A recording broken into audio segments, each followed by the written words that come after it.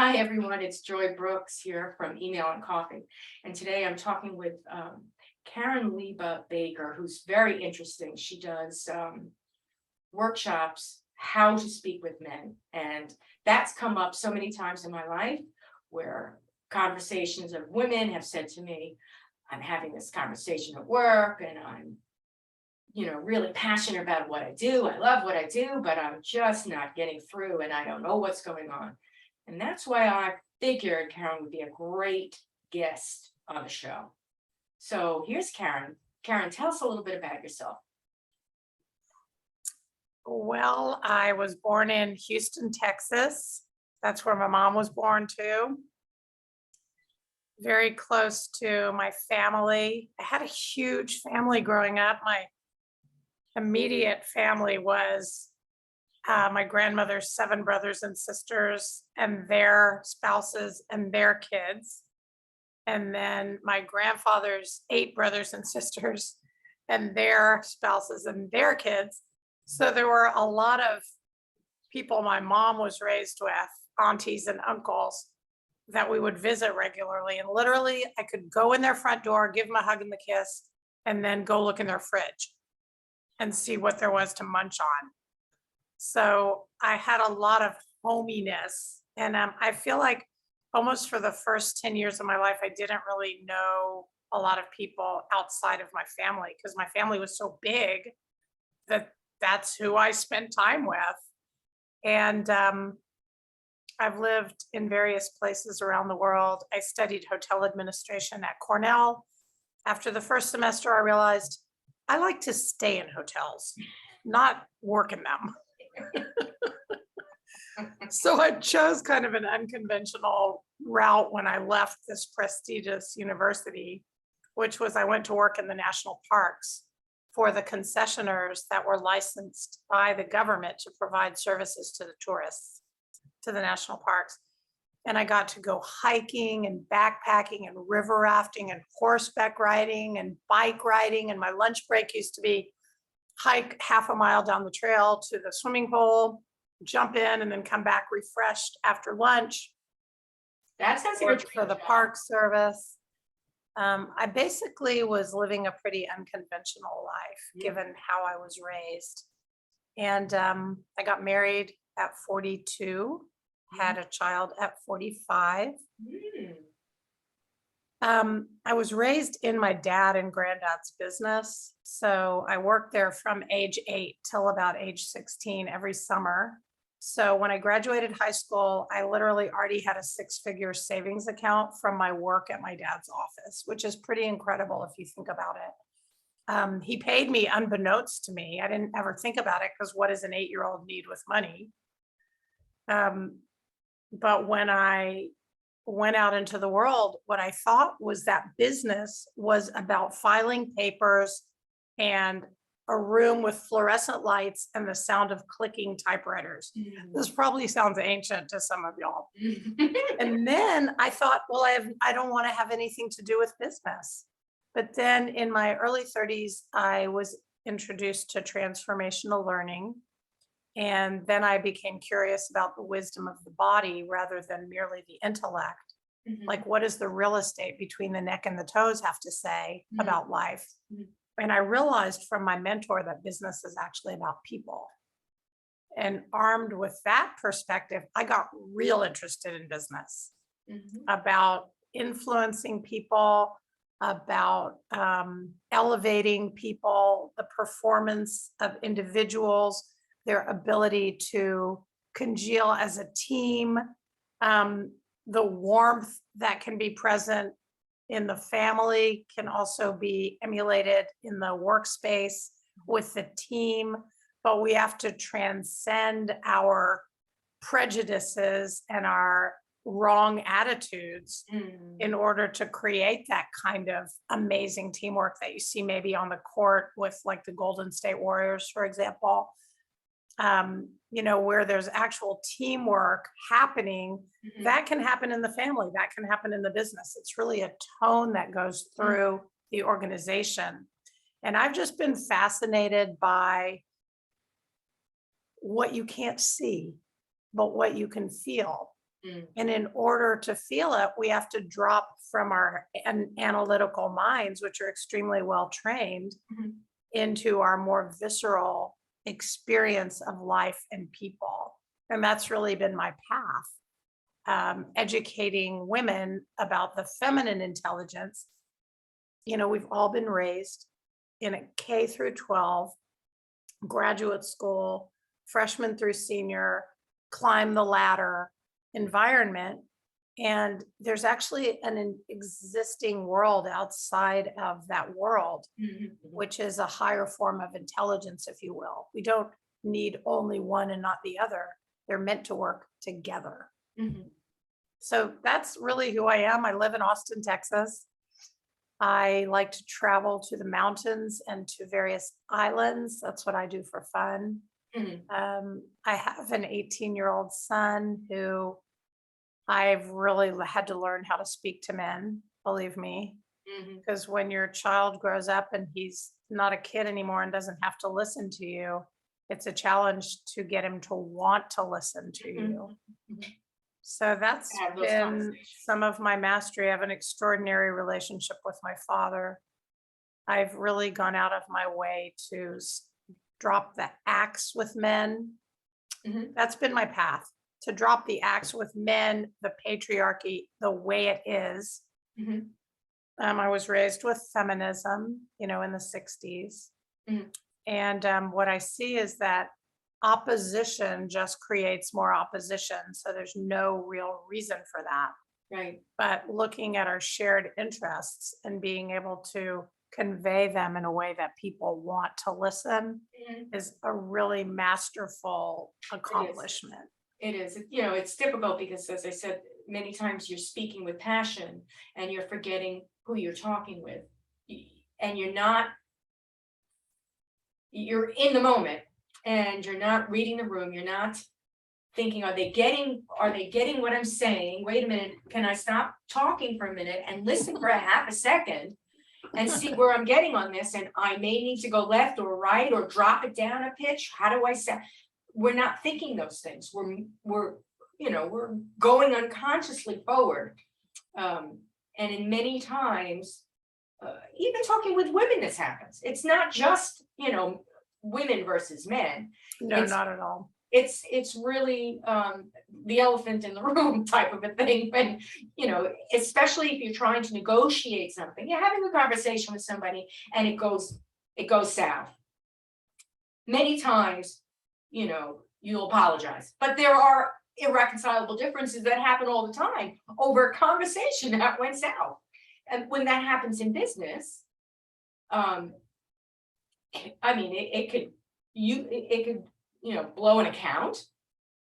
It could Yep. blow your business. The bottom line comes in. So, how do you have those conversations? What should you be thinking? How do you bail out of something that's going south? What's the secret sauce here? I hear you asking two questions, and I'd love to address both of them. One is, tell me if I'm right here. What do you do when you feel it starting to slide downhill? Mhm. And the other, what happens when you've already blown it up? Mhm. Mhm. Which one would you like me to address first? The one where you can catch yourself before you drown. So Uh-huh. you feel it, you say what you say, you have, your peace of mind, and then you're like, oh gosh, this is not what I expected. Uh-huh. Yeah. So how do you redirect that? Well, I learned with my son that in the moment I can correct it. Like I can say, oops, I see that didn't work. Can we rewind or can we redo? And I think back to my mentor who taught me what I know about energy and different tones of communication. We have minor key music, which kind of brings the spirits down. Then we have major key music, which raises the spirits. And it's not just the key it's played in, it's also the cadence. Quicker music tends to pick people up, and then slower bring their energy down. So when I notice that the energy's gone down, I typically address it.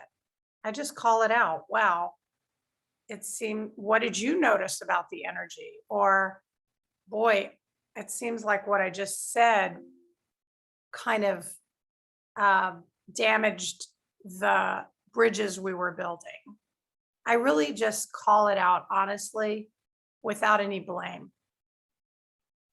Yeah, I think, Because I know women, well, I think a man would respond to that well. Because, well, they're used to the sportscaster calling the plays. yeah, and I think that a woman would be like, oh, no, what is she trying to do now? Sometimes.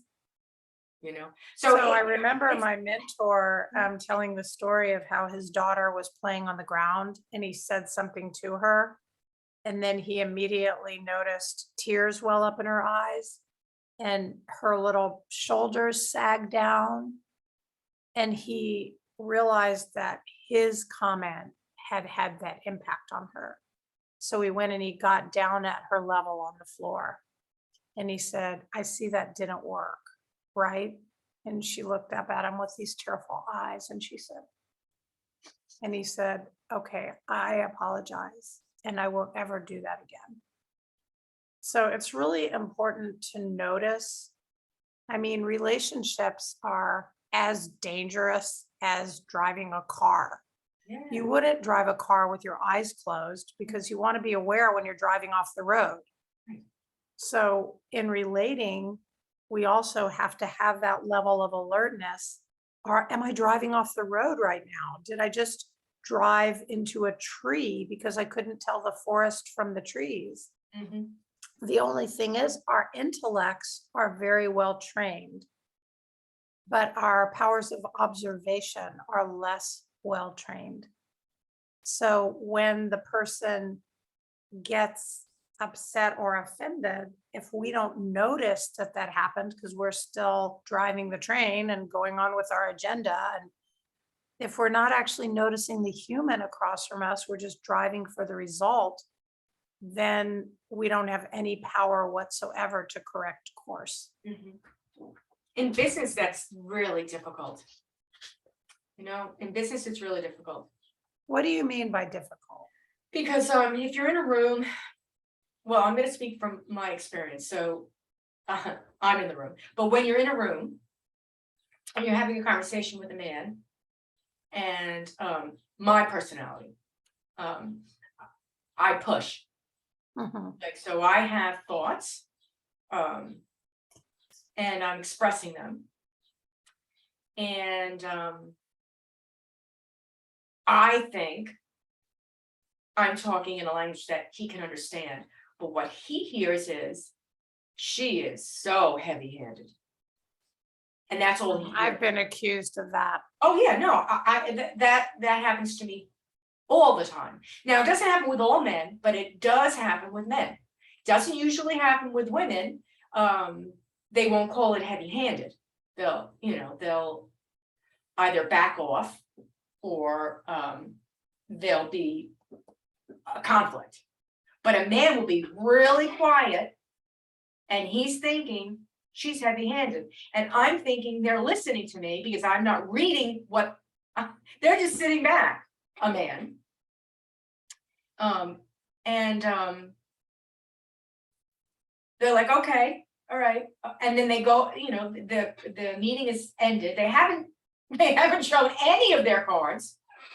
And it comes back to me, well, it's not gonna work out, blah, blah, blah, blah, blah. And I don't know what's happened. Right? Now, many years later, I know what's happened. They just felt that there's no way that they could work with me because I'm heavy-handed. So I think for women in business who have good ideas and have worth, they may find it very difficult. Now, this is between a man and a woman in meetings or with their bosses to move forward. It takes an extraordinary man to understand when a woman speaks that way, what she's doing. It takes an extraordinary man. Not all men can do it. It also takes an extraordinary woman to understand how to speak with that man who doesn't understand. It's a complex skill set, speaking to the masculine, because women and men are different, and we communicate differently, but even before that, we communicate for different reasons. So women tend to communicate to bond, and we communicate through stories. And men tend to communicate for a purpose of achieving a result, and they communicate through orders. And they're talking the language of results, whereas women tend to talk the language of relationships. So the masculine doesn't even hear what the feminine is saying. It's more like the dog whistle that is such a high pitch that the human ear can't hear it, but the dog's ear hears it just fine. And the woman, myself, is talking, and the masculine over there is like, what's she talking about? When I say his name, he hears me, but everything else, he just didn't hear, because I'm not speaking into his perception. So that's part of the skill, is knowing that the masculine wants a result. They don't want the story. The masculine wants to hear the plan so they can move forward and affect the outcome. They don't want to know how I feel about it. And they're not there to bond. They're there to get shit done. So now that's the masculine. It's not all men. Some men want to schmooze. But if you come into a high D environment from the disc profile, the dominant, they just want to know, what are you going to do for me, and how are you going to get it done? And that is bonding for them. Right. And there's nothing wrong with that. And I think the first thing that I try to do in my workshops is activate the feminine's natural empathy, that men aren't wrong. So long as we look at them as wrong, then there's going to be a headbutting. Right. You know, when we look at somebody as they're the polar opposite, that is the nature of conflict. That's the primary starting point for conflict, is I'm right and you're wrong. Right. Well, no one's right and no one's wrong. The left brain is as valuable as the right brain. It's complementary to the right brain. So when I started this journey of reconciling my hostility toward the masculine, I really didn't have any men in my life. I was pissed. I didn't want to relate to them. I just wanted to be angry. You know, that bitter party of one? Yeah. But over time, table for bitter party one. I stepped out of that. You mentioned earlier in our conversation about polarity or duality, the dualistic thinking, which actually is the masculine. We want to reduce it to black and white, just the facts, ma'am. That dualistic thinking is part of the challenge that we face, is that we're used to making others wrong or others' opinions wrong. When we step into the feminine, we see, no child is wrong. All of our children need to get their bellies full at night. No child is better because they have these abilities, or less because they don't. Everybody's right. And with everybody's right, there's a lot of bridges that can be built. I want to go back to your question about like when it starts going downhill. Okay. I think a question is always useful. Like, what are you thinking? Or am I getting through to you? And to solicit the input more often than not. To shift it. In other words, stop right there. Oh, I'm going downhill. Don't try to put a Band-Aid over it. Shift it completely. So what are you thinking? and allow them to literally come back and, redirect the conversation. Or even call it out, like I see that Mhm. you're looking at your watch. Have I failed to get your attention?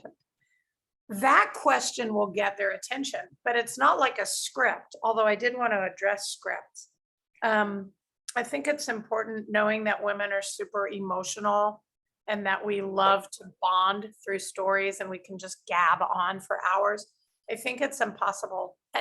It's important to have a script, lines that we deliver, because these meetings with our loved ones, these meetings with business, they're too important to be left to our personality.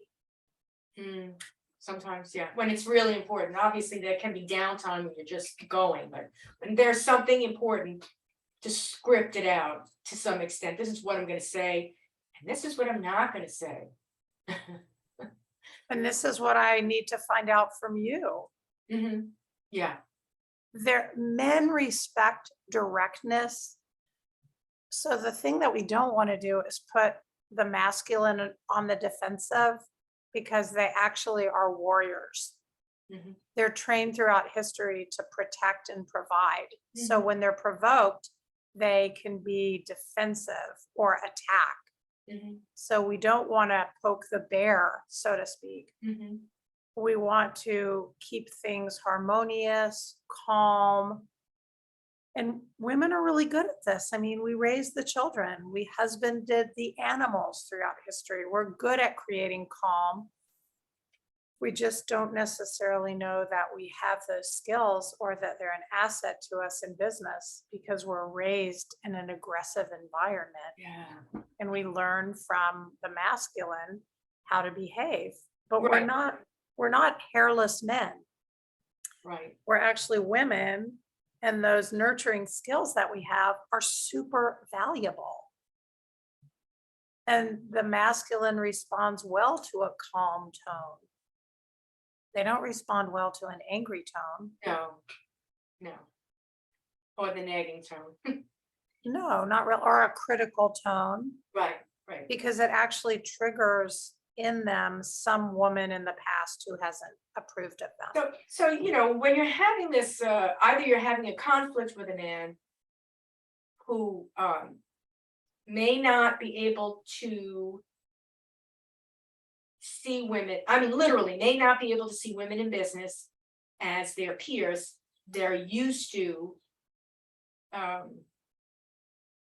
I'll use the term women that cater. Right? They're used to that. They're used to women being slightly lower level. They're very used to that. And they're wanting you to be in that mode. And I'm never in that mode. I'm a control freak. It's all about control. And I'm uncomfortable when I realize I'm losing control and I have to, over the years, I have to practice a million things to say to myself, okay, no one's ever in control, but this guy's trying to grab control, and that's, and it's creating a situation where I'm back being a control freak because he's trying to take control. So what do you do when you realize I'm having a conversation, they're attempting to grab control, and how do I deal with this? Do I want to be here? Do I want to do this over and over again? Because they're not going to stop. I They're can't not gonna train them or retrain them. What do I do here? Is it, if it's very important, like the relationship between my husband and myself for the first few years, I realized we were two control freaks. So I needed to learn when to back down. Because the old expression, pick your battles, came up. I needed to learn when to back down and when not to back down. Because he appreciated when I said, that's not what we're going to do here. I don't care what you think you're going to do. That's not what we're going to do. So how do you deal with that in a business situation where, there's no marriage contract where he's like, well, I married her, so I'm going to listen to her. It's just like, this is business and, I'm in control. How God, does you're that asking work? me so many questions. There's I so know. many. It's a difficult situation. It's one, this is coming from my heart. It's one I've been in Yeah. a million times, a million. Literally in my head, I'm like, oh, here we are again. Good And noticing. I think a lot of women have that happen to them. Yep. So the moment that you notice it, how do you notice it? If you could say, how is it that you're noticing it? Oh, at this point in my life, literally, it's that sinking feeling in my stomach. Okay. And Good, it that literally is, sinking I've feeling. been here before. I recognize every single facial expression on his face. The silence, everything. I've been here before. This is gonna happen again. So notice you're addressing the senses, right? The sinking feeling in the body. Mhm. You're observing with your eyes. So it's very important to tune in viscerally, like you're talking about. That is one of your most powerful tools, is noticing and observation. And then if you react, then it kind of goes south. If you respond, then you may have a hope, right? And then you have to respond from what's going to get the outcome that you're looking for. So if you respond with an argument, well, remember, men fight to the death.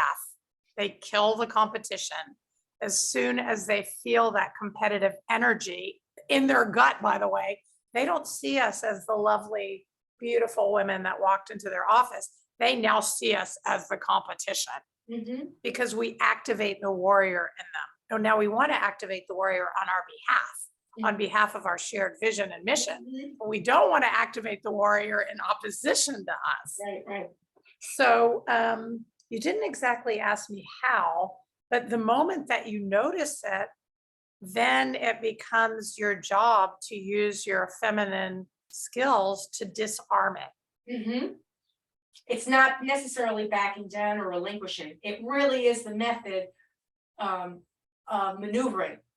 And it's not manipulating, it's maneuvering. No, it's not It's like, manipulating. oh, I've got to make I a mean, left if turn he now. wants to take control, I typically let him take control because I don't want to arm wrestle with that dude.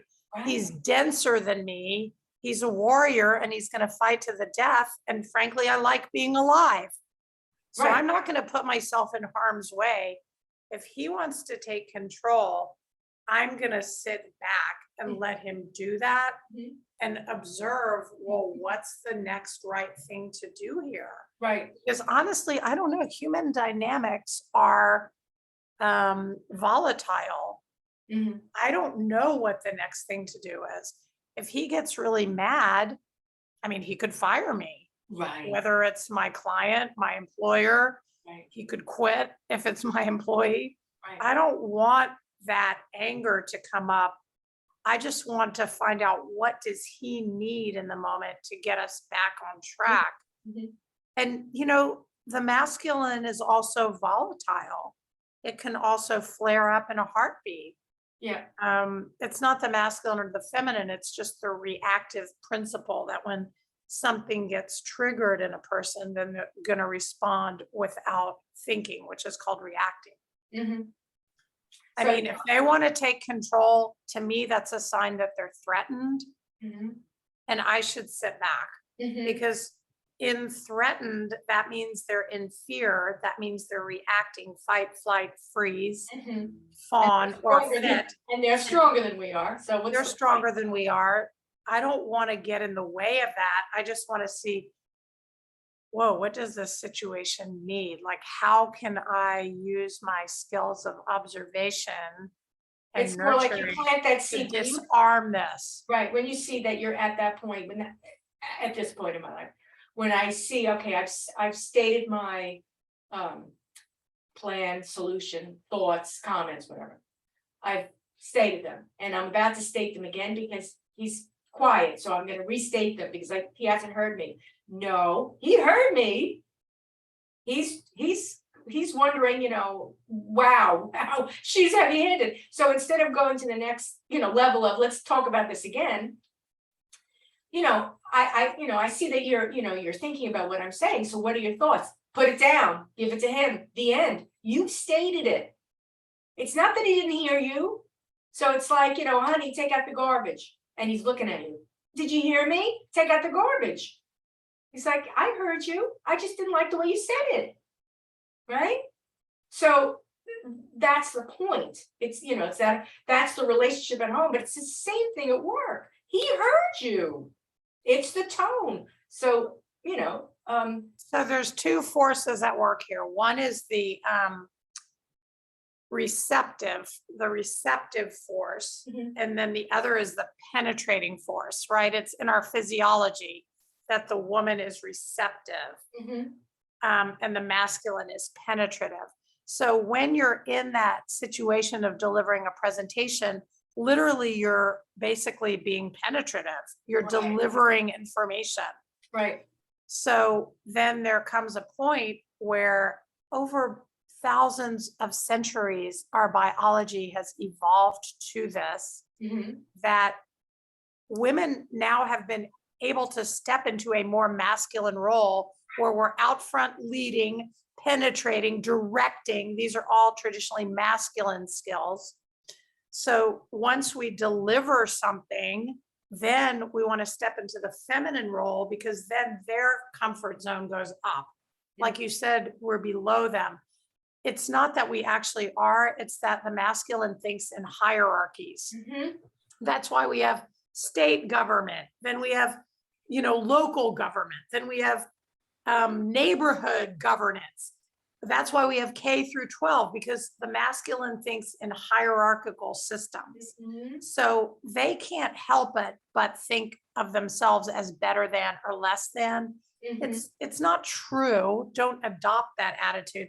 It's just what's going to be effective. Sometimes it's effective to deliver your message, and then sometimes it's effective to step back and hear what they have to say. Kind of like a dance, Mhm. kind of like putting some gracefulness into it so they know that you're listening because you want them to listen to you. Right. And so now it's my turn. You can even say things like that. Make it very simple for men. They're simple.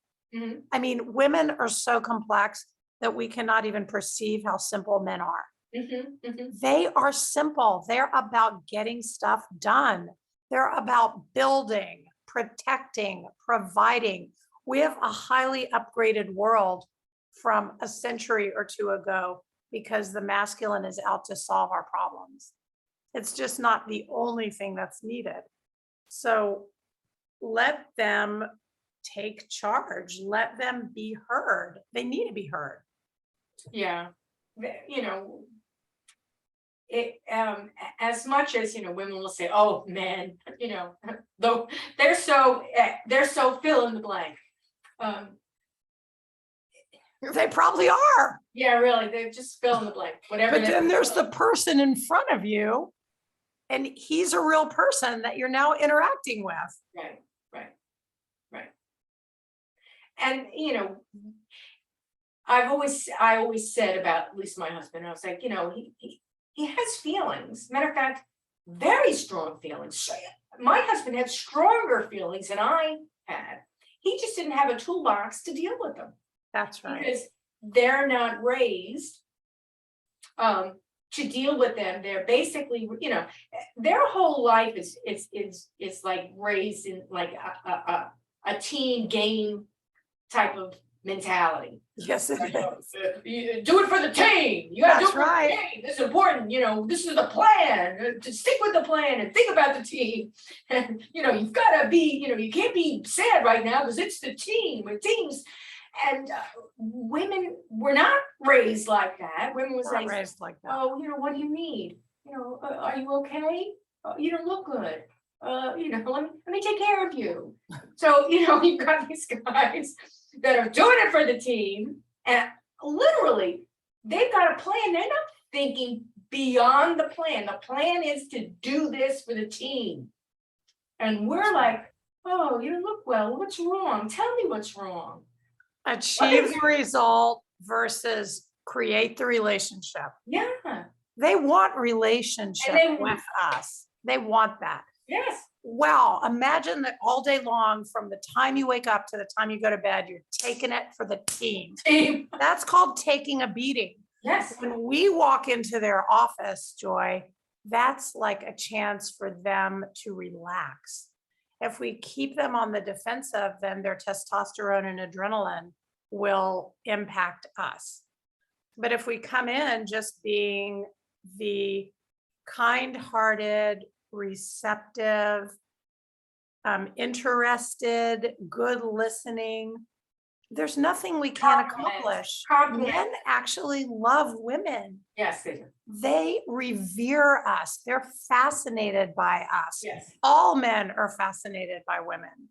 When we adopt the mantle of the masculine, we literally shoot ourselves in the foot, because then they relate to us as another one of the guys instead of as someone that they can win with, someone they can please, someone they can serve, someone they can help, a way to be the hero, a way to be the Right. warrior.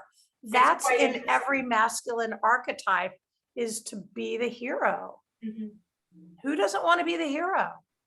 And you know, if we turn it around, or if we try to be, okay, I'm in a man's world, so I have to compete in a man's world, I have to be like a man. That not only makes us unhappy, right? But if you're good at it, noticing. if you're good at it, and some women are, if you're good at it, it leads you down a path where in the end, you're like, well, now I'm one of the guys, and I'm not so sure that's what I ever wanted. Yeah. You know, I'm not who I thought I was, and it's very dangerous. I'm not saying that there's no, like we said before, there's no black or white. It's always gray. Life is gray. Like if we think Life is I'm gray. always right, they're always wrong, that's ridiculous. Or if I'm just a woman, and there's no competitive nature. There are women who are athletic, who have been trained in sports, who are very competent, very competitive. And they think like men because they've been put through the same reps for the team, and they've got that mentality. And that doesn't mean they're men, and that doesn't mean they're masculine, and that doesn't mean they're not feminine. And they're strong, they're all of those things, but they're still, I'm sorry, they're still women, and they still will have that nurturing side to them and speak to that nurturing side. So they are unusual. They're not abnormal, because there's no normal, but they're unusual type of situation where now a man really doesn't know what to do with them. Men just don't know what to do with us. They never have. And if we're not giving them proper guidance, they're not going to learn. I mean, if we come at them with the same energy that they come at us with, they won't learn how to be better communicators. I mean, I believe that women raise the children because we have a lot of patience for educating. Primarily in our era, women are the educators. We're also the nurturers, because typically we have patience for their slow learning, for their mistakes. The Army doesn't have patience for that. The Army is a male institution. The education system has patience for that because we're raising young ones. They don't only need knowledge in their heads, they also need knowledge in their hearts. They also need to feel a part of things. I feel like our society is, by educating women alongside men, by all of our moms going out to work and leaving the kids in daycare, the most important aspects that make us human, the nurturing aspects, the compassionate aspects, those are higher level on Maslow's hierarchy of needs. Compassion, teamwork, vision, clarity, enthusiasm, those are higher level expressions. And they're being abandoned in favor of just getting the job done, just getting the degree. It's not about getting the result only. It's also about who do you become through the process of Process. growing up? Do you become more of a human? Do you become more of a mensch, or do you become more of a person that can help others develop their higher order skills? Why do I teach how to talk to men, which I have an online version, but we also lead it live. I teach it because I was hungry for those skills myself. Mhm. I knew that there was more to life than just buying a suit, interviewing, and getting a job. Mhm. I just wasn't interested in that. I wanted the things that make life worth living. Mhm. Money is a basic need. It represents food, clothing, and shelter. But once you get to the point where you're surviving, then you start thinking about the higher order needs: community, unconditional love, self expression, legacy. I mean, most of us work because we get paid. Mm. And if we weren't getting paid, we wouldn't show up. Right. But as a society, we're already surviving. We have to start thinking about higher order needs. Like, why do you go to work? What if you went to work because you genuinely love the people, Mhm. you have fun with them, you share the mission and the vision? Money is just the start of things. Right. Right. It's not the raison d'etre. That's not And it's really what inspires people. In fact, most people are not inspired by money. They say that Nelson Rockefeller was only happy when he was counting his money. But most people are more very miserable motivated man. by winning or by being right, most motivated by competition or by recognition. And recognizing the masculine has them be able to be the hero. So telling them what they're doing right. I really appreciate you listening. Now I'd love to hear your thoughts. Mhm. Thank you for having this meeting with me. I know you're busy. I see what you've built here, and I know that you don't have to meet with me.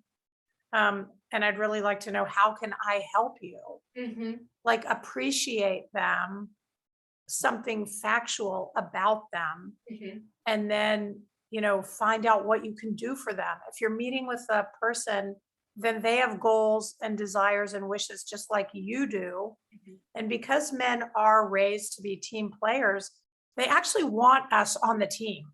Right. They're the ones that let us into business. They're the ones that let us into government. They're the ones that ultimately said you have the right to vote.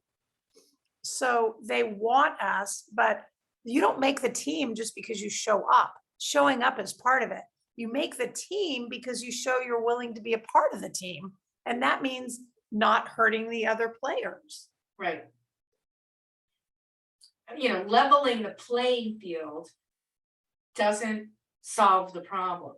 So now if you say, okay, I'm gonna be more like a man, and the men say, I'm gonna be more like a woman, doing that does not solve the problem. It And shifts good it. luck. It's not nice to mess with Mother Nature. Yeah, I mean, it doesn't, there are lots of people that have lots of feelings this way and that. There's no way of saying that, for example, many instances I act like a man because I'm very goal oriented. And I literally will look at everything and look for a solution. And I can be very abrupt. It's like, okay, when I'm with a bunch of women that are talking about their nails and whatever, I don't have children, talking about their kids and their, all this stuff, and and I'm like, I shut down, I'm out, I'm gone. And that's not because I'm abnormal or anything like that. It's just because I am who I am. So I'm not trying to level the playing field. I'm trying to literally lean into who I am. And I'm a woman. All right. So I'm going to lean into that. And I'm going to also lean into all the life lessons that I have, try to listen to them, try to, do the right thing, do the right thing, Let's just say, instead of right and wrong, because remember the duality is Right. part of the challenge is to transcend the duality.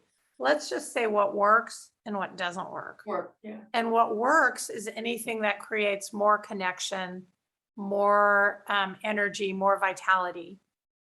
What doesn't work is anything that breaks the connection or takes the spirit, team spirit down.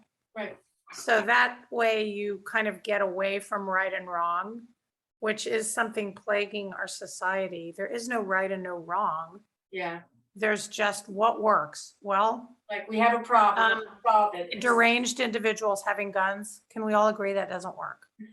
Okay, so what would work is limiting access to those things so that people that shouldn't have them don't have them, Don't have that. right? It's not, there's no right or wrong really. It's just, are we continually evolving to a more functional society where people's rights are more widely respected, where people are safe and they feel safe in their homes and out of their homes?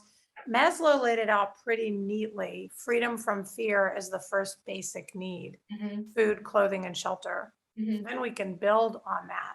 And so I think it's always important for women to keep in mind that the masculine has done an amazing job of building a lot of wealth, prosperity, full bellies, voting rights. There's a lot that intelligence has created.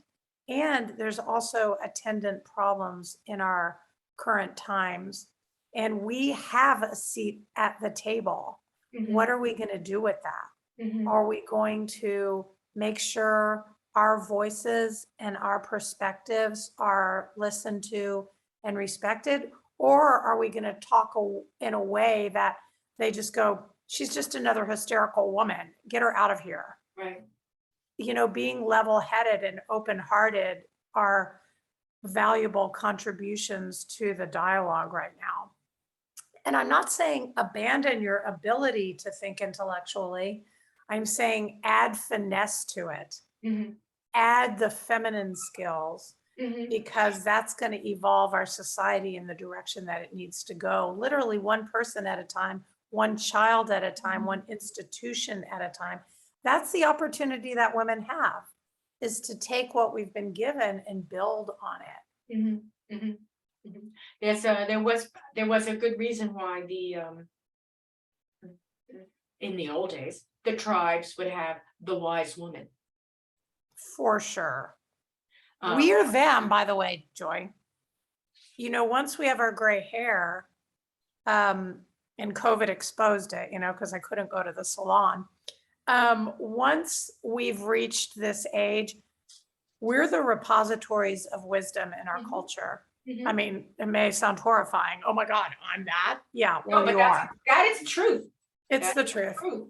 And society, young people, anyone who will listen basically need to hear from us because we have perspective. It doesn't mean everyone's going to buy into what we say, but the philosophy I was raised with says it isn't your job to complete the work, but neither are you permitted to desist from it. So by doing your show, you're getting a perspective out. That's a contribution, That's, because we need all of the higher wisdom that we can get. that's, and that's exactly why I do the show. It's just like if one person gets anything out of this, even if it's just, that's all I want to do. That moment of, let me think about that. What did she just say? And I don't care where they go with it. Take it. That's what I'm giving you. You know, take it and go forth, be prosperous with it. That's right. However, wherever it takes you and whatever you're doing. If I can give somebody a moment of peace or an aha moment, that's all I want to do. It's not about money. For me, anyway, obviously when I have the experts on, I'm showing other people that there are people out there for them to talk further with. And that's the point. And that you know, the show started off as being email and coffee, where it was all about email. And then I realized that there are people behind the job that does the email marketing. And those people have lots of needs. And let me address those universal needs. That's right. Maybe, you know, it's not just women in email. There are men in email. There are older women in email. There are younger women in email. There are contractors. There are corporate, all across the board. I thought, you know, I think I could take this show one step further and go out vertically across. And guests like yourself have been, you know, spot on for what the message, or I should say the mission. There's a voice behind me that will say, that's it, or will say, no, that's not it, stop. And I'll just listen. I'll just listen. And if that voice has been with me my entire life, but I used to say, shut up. And then there came a point in time where literally, it was like one day where I said, what? What'd you say? And I started listening. I thought, oh, this is interesting. I'm just going to keep doing this. Well, and what flipped it for you? What flipped it? I'm glad we're at the end of the show so I don't freak people out. Menopause flipped it. When the hormones stopped completely, it literally was, it happened in a day. Literally, I was like, oh, it's so hot. Oh, it's so hot. Then the next day I was like, I'm so comfortable. What? I'm not hot. Wait a minute. And all of a sudden I was able to look at things completely differently. There were no hormones. I wasn't being driven by this, that, or the other thing. My biology leveled out. And something that I do advocate for all women and men is to be aware that we're biological animals. And there are many instances in life where you're being driven as an animal on an instinctual chemical level, where you have to say to yourself, what am I doing here? What's going on? Maybe I need to stop and, you know, pull back, you know, because it's, you know, instinct wise, it's very good to go on your instincts, but I'm just saying sometimes we're driven like animals, and animal and heat is not, it's not really a situation, you know, it's not a pretty picture. And you know, I'd say most people in their 20s to 40s are animals in heat. That's right. And it's you know, for me, I just sit back and I say it's okay, because that's when you should be doing it. Not when you're 50 and not when you're 60. Go ahead and do it in your 20s and your 30s and your 40s. Go ahead and make all those moves. It's not a well of regret. It really is. If you're able to say, I made a left, I should have made a right. Next time I'll make a right. Oh, wait, I should go forward this time. Wow, I don't know what I'm doing, but you know, I'm going to keep, if you're listening to your life and being aware of what you are and what you can share with others, you'll learn to get comfortable in that skin at some point in time. For women, we have the fortune and opportunity to change dramatically at a certain age, biologically. Men don't have that, because men's testosterone never shuts down. It levels off. Ours, I mean, at some point, it stops. Right? What I'd like to see is some of the older women that have reached the age of wisdom, or in the cycle, there's, you know, maiden, and then that's the young woman. And then at the other end of the spectrum, there's crone. I believe in the middle, it's goddess, but I'm not sure. Yeah. Or maybe it's maiden, matron, crone. Okay. But the women that have reached the age of wisdom, you know, all of our institutions are in various levels of dysfunction at this point. Our healthcare system, our education system, our government, our transportation system. I'd like to see the women that have reached the age of wisdom come in and bring our considerable experience and wisdom and understanding of people and what nurtures people, bring our wisdom into those organizations, because Yes, the masculine is well known for creating structure, and they've done a fine job of that. right, Sort of like the masculine builds the framework of the Right. house, right, but the but woman, the feminine makes it a home.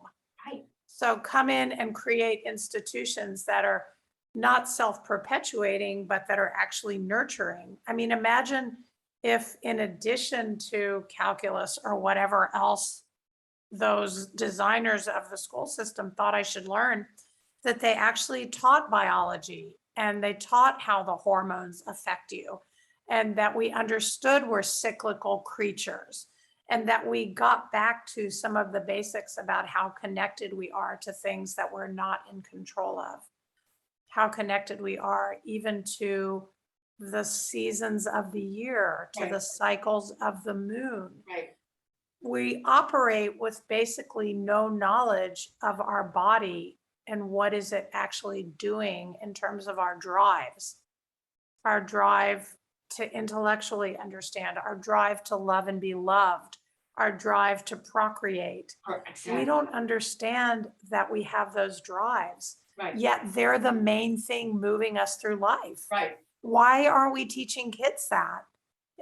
They can't be responsible adults if they don't understand their own internal function. right, right. And it's Right, taken the me fact that years they to learn this multiply in stuff. their heads, but they, they can't deal with people on a personal level. That's exactly what we've got. We've got the structure, but we don't have the infrastructure. Not, yeah, like the internal understanding of it. So I see that, well, let me see, I'm in my 60s, right? I could easily live another 30 years. I can't play that much golf. I'd be bored. But, and I can't, I mean, at a certain point, also, how many good meals can you eat? Right, Like, there's something that I believe I'm here on earth to affect. That is, how can women bring our intelligence to the perpetuation of the glorious life that this planet has? mhm, And that's what I'm here to do. And every person has a mission, something that they're touched by, that speaks to their heart, that if they apply themselves to it with their aged wisdom, they mhm, can actually make a difference. It Mhm. doesn't mean that we'll change the world. Everything evolves as slowly as it does. But mhm. if we impact other people, we educate other people, and we help them have a deeper understanding, That's all that then we do. we've done our work. I feel like there is something called the, like, not the Peace Corps for older people, but there's something like that. Anyway, I teach how to talk to men. I teach it because we're living in a masculine world, and we interface with the masculine world in at every turn. The only place that is the domain of the feminine has been the home. But we're now out interfacing with the masculine world. How are we going to thrive in it? And how are we going to evolve it? Mhm. First, us, how are we going to take care of ourselves so we're better off at the end of the day? And then second, how are we going to make sure, like we would with our family, that our environment is thriving? And learning the tools that are innately ours is the way that I see to contribute. We're bawdy, we're rowdy, we're irreverent, we're deep, we're weepy, we're all the things that we are. I create a feminine space, like my mentors taught me to do, where everything is allowed, everything is accepted, and we learn how to upgrade our communication so that others can hear us. Mhm. Excellent. We want to be heard, right? Yes. I have a shirt, a woman's place is in the House and the Senate.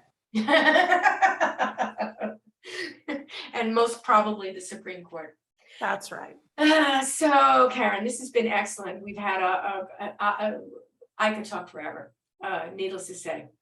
But we can't do You've that. met your match. Yeah, we I can't do that to my listeners because they're probably driving their car into eternity right now.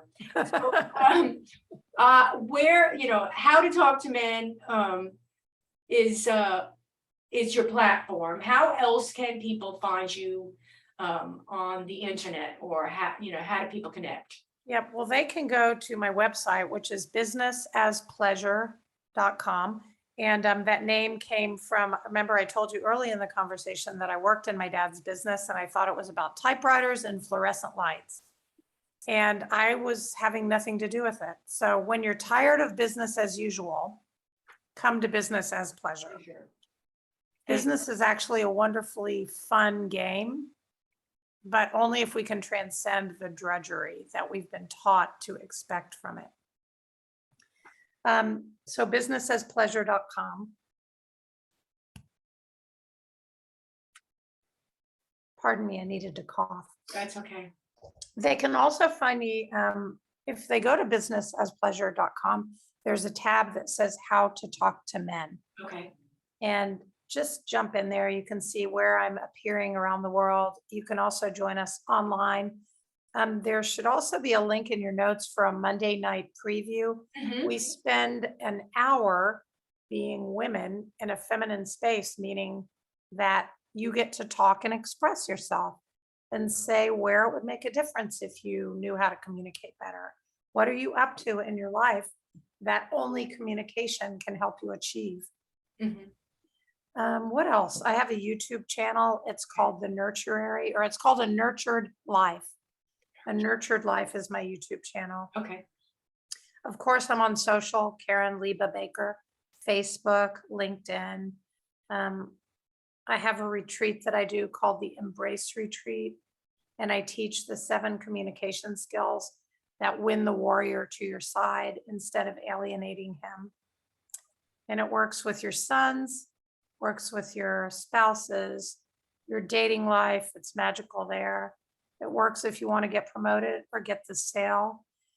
If you talk to men or live with them or work with them, these tools will change your life. You'll start to see what went wrong. Mhm. And actually, in our live classes, we have one in Austin in August and then Toronto in November. In our live classes, we actually do role plays. I call it outer theater, where you actually see what went wrong by getting a chance to play the guy that it went wrong with. And you Oh. get an experience of what it's like to interact with you. Mm. And then you get the chance to choose a different tune. It's not rocket science, but it takes awareness. Yes. Yes. Is that enough info on how to find me? I Look me think up. so. I'd love I to think talk you've to your done- listeners. I think you've done splendidly. Thank you. I I think love women. I love the feminine, and I believe that the kindness of the feminine is the salvation of this planet. It's no accident that we call her Mother Earth and that we're not treating her well. Mhm. And it's time for Us. women to come up and assume our leadership, not by might, but by the power of love, truly. Yeah, by who we are, by our core. By our biology, by the way. Mhm. Yeah, We're the by- ones that receive, we're the ones that carry and nurture and nourish the child. Mhm. We're inclined towards it biologically. It's just our innate wisdom, not what we've been schooled to, Mhm. but who we come into this world as. Yes. I thank you very much for being here. Thank you very much for inviting me, Joy. You bet. And to my audience, happy email marketing, you all. Bye for now.